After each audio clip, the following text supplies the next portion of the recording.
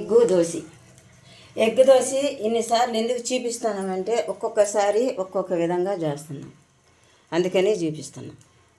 చేస్తున్నాను కూడా వీడియోలు ఒక్కోసారి ఒక్కొక్కలాగా.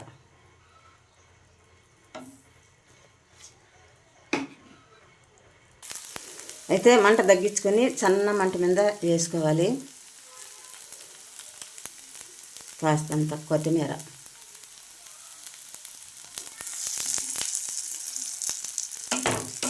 సూపర్గా ఉంటుందండి ఇలా చేసుకుంటే. స్మెల్ కూడా అదిరిపోతుంది. కొత్తిమీర మాడదు, ఇట్లా దీనికి అతికిచ్చేస్తాను, అప్పుడు సూపర్గా ఉంటుంది. గుడ్డు చూసారా ఎంత బాగా లేచిందో. ఆల్రెడీ ఒకటి వేసి పెట్టే గుడ్డు దోసి, మళ్ళీ ఇంకొకటి.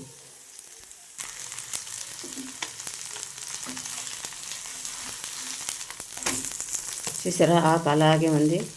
ఇవాళన్నీ ఎగ్ దోశలే.